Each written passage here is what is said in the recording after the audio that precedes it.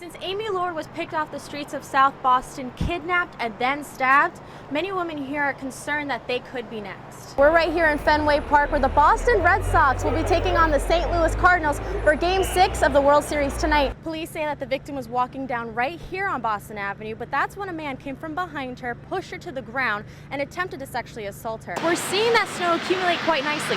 It's actually sticking to the ground and forming almost a perfect snowball for students who can enjoy their day off today.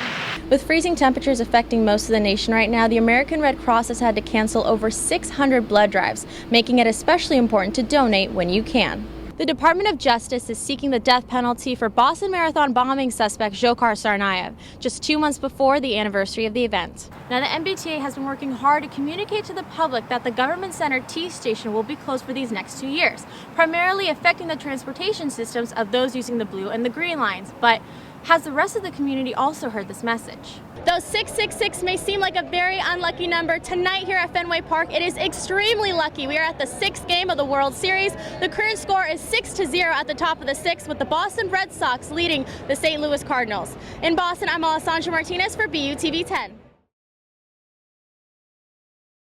Firefighters are working around the clock to try and gain control of a wildfire threatening Yosemite National Park. With just over a month in office under his belt, Boston Mayor Marty Walsh has wasted no time getting down to business. High on the must-do list, finding a new school superintendent. Reporter Carolyn Maynard has that story. This afternoon, the 911 tapes that hold the sounds of the tragic Sandy Hook Elementary School shooting are being made public for the first time. Police are guarding ballots at Lawrence City Hall this morning after its mayor is not conceding from a tight election race last night. It has been a long winter for Bostonians with colder temperatures and more snow than average, but how do you know if a change in mood is more than just the winter blues and perhaps something more serious? Our reporter Chelsea Glinsman takes a look into the condition commonly known as seasonal depression.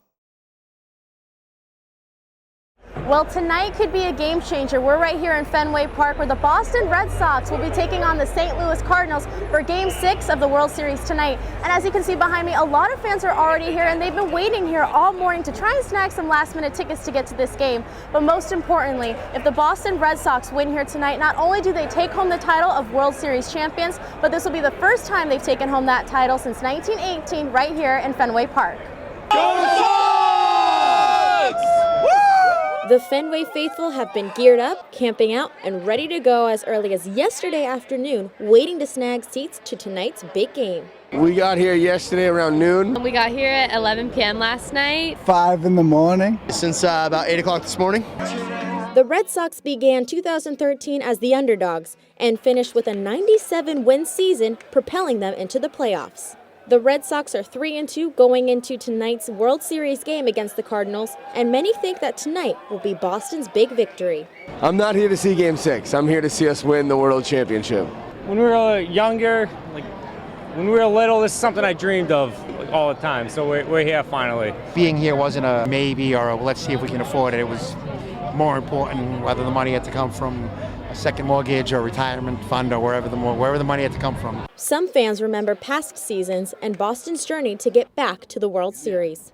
I can remember in 04 that I called my grandfather, who doesn't know how to use a phone or watch a television, and I called him to congratulate him after 86 years of not seeing one. When they first won in 2004, I mean, there were people that people talking about it being as emotional as when their first child was born. The Red Sox began their season back at the Fenway Ballpark exactly 1 week before the Boston Marathon bombings. That day of the attack, they played the Rays, winning 5-0. 6 months later, many fans find the team to be a true testament to the saying, Boston strong.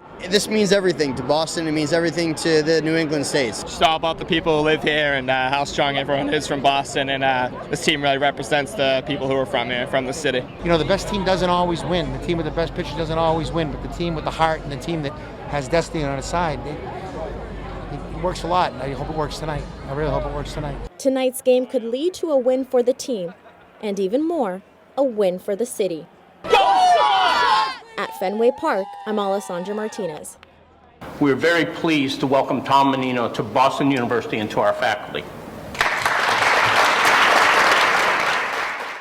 Boston Mayor Thomas Menino didn't have to look far for a new office space. The outgoing mayor is beginning a new chapter in his life close to home at Boston University. Menino will be co-directing a new initiative on cities at BU, a project to discover what makes cities thrive and how cities like Boston can help other areas around the world. Menino turned down offers from other prestigious colleges like Harvard and Northeastern to join the Terriers. At a campus press conference, Menino spoke about current issues he wants to tackle. How do we make cities understand about the environment? On the environment, we're going to take scientific talk and turn it to street talk. We're going to try to do that over here. Get people involved. I contact a lot of mayors throughout America, and they have different issues. How do we work together? Bring them together, convene people and say, you have a problem on this issue. How do we make it work? More than making his own mark on campus, Menino stressed how important it is to get students involved in politics. What I want to do is get young people enthused about government, get them back into the business. They haven't been in the business for a long while. It's a great place to be, it's a great place to learn, a great place to make a difference in people's lives. We're going to have a very exciting place over at Bay State Road, and I tell you, it's going to be a lot of things going to come out of that, but I think one of the things is going to be have the students involved in what we do. Along with sparking political interest in students, Menino says it's his priority to become involved in student culture. In order to reach up, you have to reach out. To test that, I had to ask him the most important question of them all. Mayor Menino, will we be able to see you at any of the hockey games? Oh, I'll try to come some hockey. My grandson comes to every one. Good. He loves BU. Menino will leave City Hall on January 6th to Mayor-elect Marty Walsh and will begin at BU on February 1st. He leaves one of the most prestigious mayoral positions in the nation to be a part of Terrier Nation. In Boston, I'm Alessandra Martinez. April 15th will mark the one-year anniversary of the Boston Marathon bombings. On April 21st, thousands of runners will take their mark for this year's marathon, including two best friends at Boston University. I'm very proud to be from Boston. I'm running it for this city, and all I want to do is finish it. Best friends Neha Basu and Demi DeSalvo are training to run the 2014 Boston Marathon together. Last October, Neha and Demi ran the BAA Half Marathon. Neha suffered injuries that race with IT band syndrome and runner's knee in her left knee and tendonitis in her right Achilles heel. Because of my knee, my doctor said that I wasn't supposed to run it, but I'd been training for months. I would not have finished that race without Demi. Demi would not leave my side. And I kept telling her, Demi, you've been training, like, you should get your time. And she looked at me and she grabbed me and she goes, Neha, I'm not leaving your side. We are crossing that finish line together. Completing that race in safety, the two weren't prepared for what was about to happen at that year's marathon. I was leaving town at the 26-mile mark on the other side of the street when it happened. At the Boston bombing, I was working in the medical tents right at the finish line at the time. There's smoke everywhere, just like chaos, basically. You could see just horror in people's eyes. It's just not something anyone can ever imagine. You don't think that's ever going to happen. Neha, a Bostonian herself, knew she had to make next year's marathon count. I actually went home that day, I called my mom and I told her I'm running the Boston Marathon next year. With months leading up to the marathon, Demi and Neha tried their luck to snag bids to this year's race. Before the bombings happened, we said that when she was a senior and I'd graduated, we were going to run it together. Then she got the bid for this year. I got my bid through, the BAA, and then she tried with the One Fund because they made a very late announcement that they had some bids to hand out. And then when I got the bid, I was like, oh my God, I actually get to run it with Demi. The One Fund provides 5 coaches for its 50 runners, including Neha. Each coach has run the Boston Marathon before and helps runners with fundraising, running schedules, and eating habits. But one thing that the One Fund can't give is the comfort of a best friend nearby. Having her by my side, just pushing me and just saying, Neha, just do it, just get the mileage done, or are you okay? She asked me if I'm okay every mile or so. Just having her there really helps, and it really just motivates me because if she can do it, I can do it too. I know with her by my side, I can do anything because she pushes me to be my best self, runner and friend.